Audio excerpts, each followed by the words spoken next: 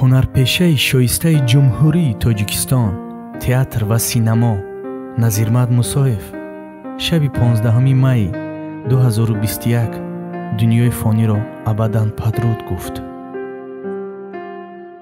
Назирмат Мусоев соли 1952 таваллуд шуда буд ва дар синни 69 солагиаш аз олам чашм пӯшид.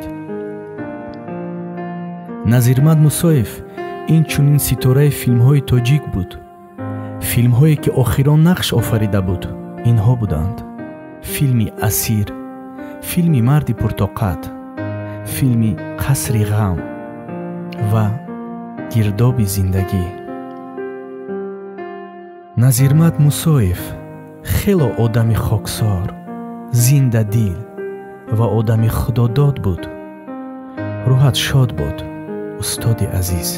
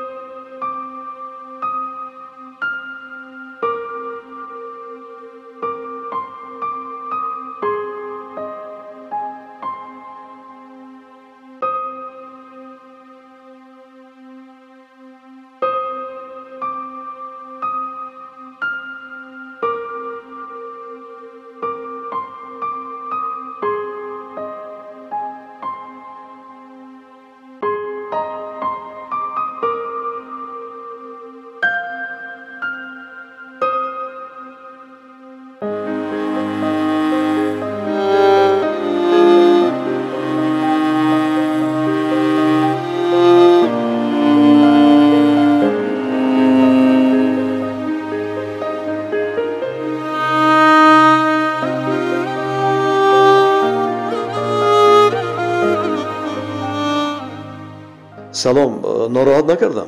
وقت داری؟ علیکم السلام. برای شما همیشه پیدا میکنیم. بگو که همین خیلی نام با تو شناس است. اکمل شودیف. امروز او باید با نزد تو با کار می آمد. بله میدونم این خیلی آدم. شما از کجا میشناسید؟ امروز یک واقعه شد که باور کردنش خیلی مشکل است. وای باید امروز با نزد تو با کار می رفت. اما میدونی چی شد؟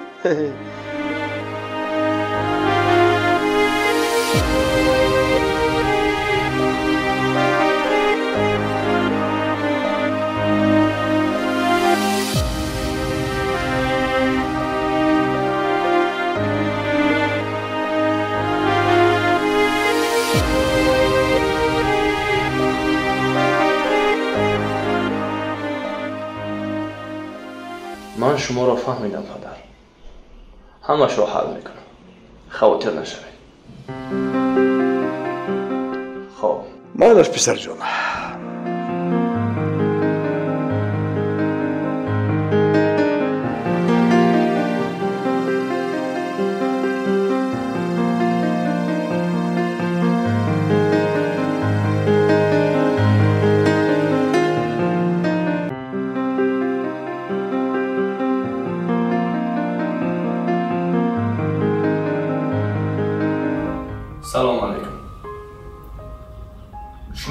دست پا کن.